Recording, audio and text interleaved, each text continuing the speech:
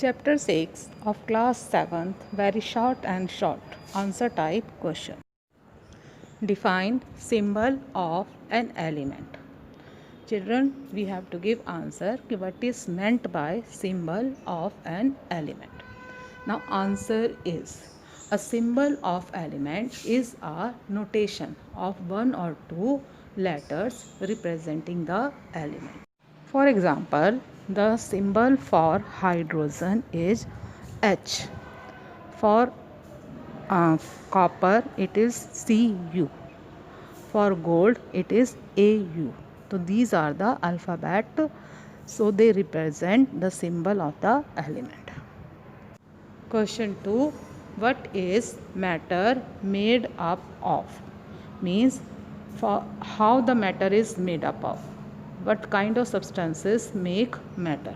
Now come to answer. Matter is made up of small microscopic particles, and these microscopic particles are called atoms and molecules. Microscopic particles called atoms and molecules, they make up matter. Question 3. Define chemical reaction. A chemical reaction involves transformation of matter into a new substance or substances which are formed in a chemical change. You can say chemical reaction. This is a reaction in which transformation of matter into new substance or substances take place, and the chemical reaction always involves a chemical change. Now come to question number 4. What is the use of crystallization process? Crystallization process, how it is useful for us to obtain crystals of pure substances from their saturated solution. This process, crystallization, this is used to obtain pure substances from their saturated solutions. Question 5. What is the purpose of galvanizing? Children, galvanization, this is done only to prevent rusting of iron. In galvanization, zinc metal, it is coated over iron. So because zinc is more reactive than iron, so it prevents iron to react with moisture and oxygen. Next question is write the valency of carbon and oxygen. Children, the valency of carbon is 4 and oxygen is 2. Valency, so this is calculated by the valence electron. Valence electron means how many electrons are present in the outermost orbit of the element. And if the outermost electron present in the orbit, these are less than 5, then its valency is equal to valence electron. And if these are more than 5, then 8 minus valence electron. So by this formula, valency is calculated. Carbon atomic number is 6. So it has electronic configuration 2 and 4. 4 electrons are present in its outermost orbit. So its valency is 4. Oxygen atomic number is 8. Its electronic configuration is 2, 6. 6 electrons are present, so its valency is 8 minus 6 equal to 2. Why are physical changes generally reversible? Physical changes, they are reversible because they involve only a change in the physical properties.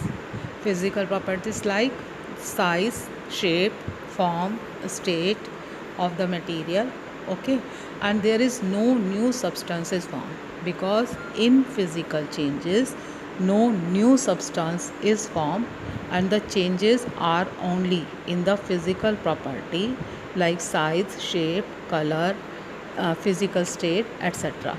So these are reversible changes.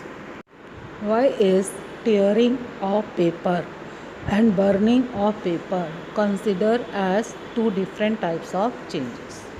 Children, we have studied both type of changes. Because in burning of paper, new substance is formed. When the paper is burnt, ash it is produced, and ash is different from paper. And in tearing of paper, on the paper gets reduced in sizes and no new substance is formed. So tearing of paper, it is a physical change, and burning of paper, it is a chemical change. So both changes are different from each other. Now the next question is, give two examples of reactions where heat is liberated. Come to the answer. The first example, it is of neutralization reaction. Neutralization reactions means the acid reacts with base to produce salt and water. And the second reaction, that is dilution of acid, mixing water and strong acid, or we can say dilution of acid, when the acids are diluted by adding water. So this reaction is exothermic, a much heat is liberated. Next question is, what are alloys? Give one example. Children's alloys, these are homogeneous mixture of two or more metals or non-metals. So homogeneous mixture of two or more metals or metals and non-metals, so it is called alloy. Examples are brass, bronze, stainless steel, etc.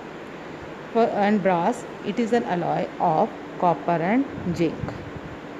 Okay, you have studied in the chapter 3 metals and non-metals about these. Next question is, why do iron articles get destroyed on exposure to humid environment? Iron articles get destroyed due to rusting, because in humid atmosphere rust formation take place. Now long answer type questions. First question is, write three differences between physical change and chemical change. Physical changes, chemical changes, we have studied in this chapter. Now every child can give answer of this question. Now I am explaining this physical changes and chemical change.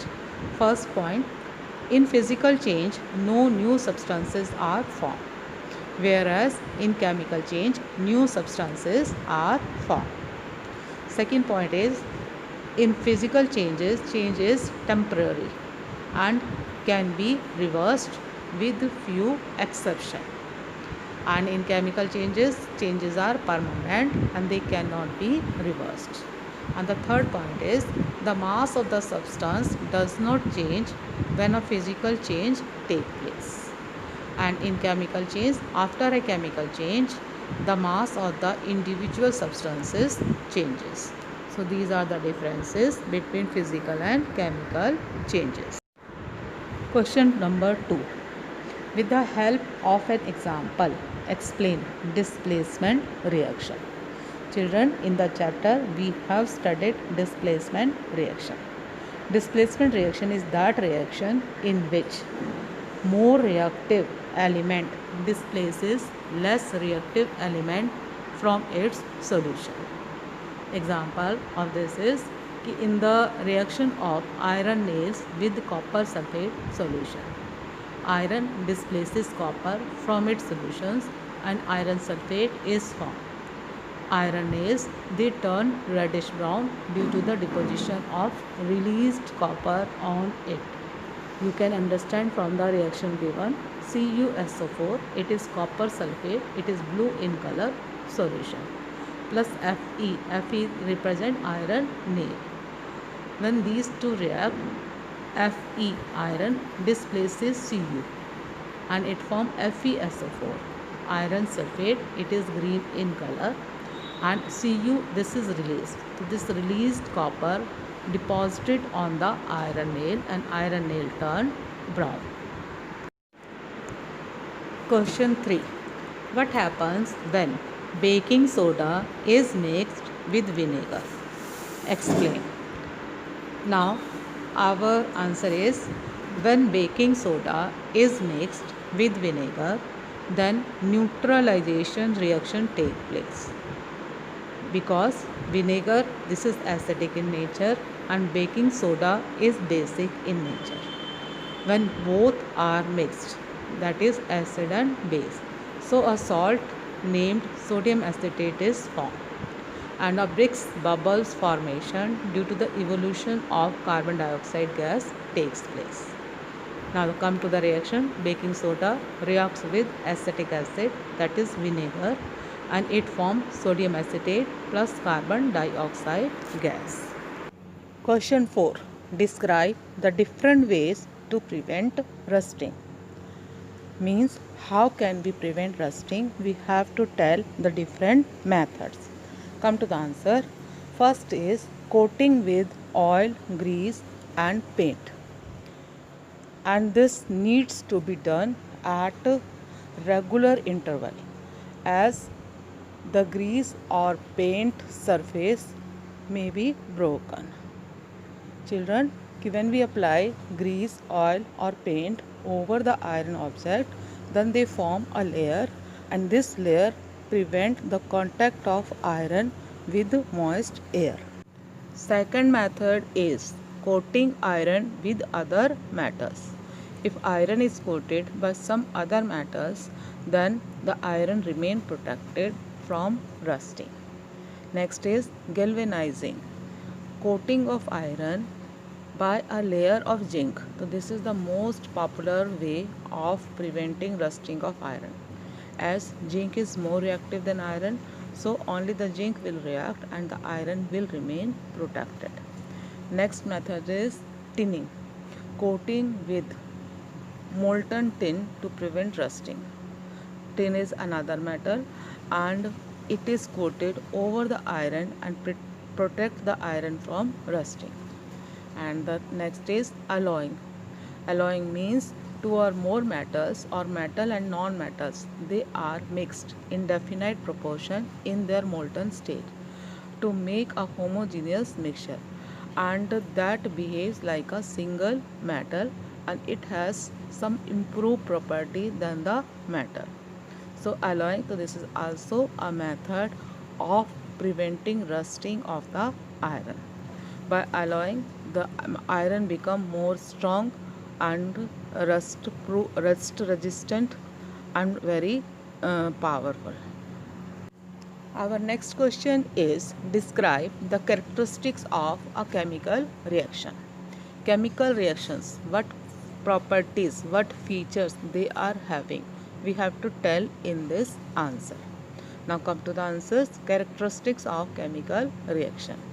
First one is evolution of a gas. During a chemical reactions, a gas is evolved if one of the reactant is in liquid state, and it can be confirmed by showing effervescence. If in a chemical reaction effervescence means bubbles are forming, then these bubbles, so these represent the evolution of a gas. When one of the component, one of the reactant in the chemical reaction is liquid, then it happens. Second point is change of color. In a chemical reactions, the change of color may take place, and it means the color of the product, it is different from the reactant. When it is different from the reactant, then we say change in the color take place. Next point is formation of a precipitate. Precipitate means an insoluble substance. In chemical reaction, a precipitate is formed when two reactants are in the solution form. When both reactants are liquid in the solution form and they react, then the precipitate is formed. Next point is change in energy. In a chemical reactions, energy is either absorbed or released. In some chemical reactions, after the reaction, the mixture become cool, and in some chemical reaction, the mixture become hot. It means those chemical reaction in which energy is released, so they are exothermic reactions, and those chemical reaction in which energy is absorbed, so they are endothermic reactions. And the next point is change of state. In chemical reaction, the state of reactants and products, they may be different.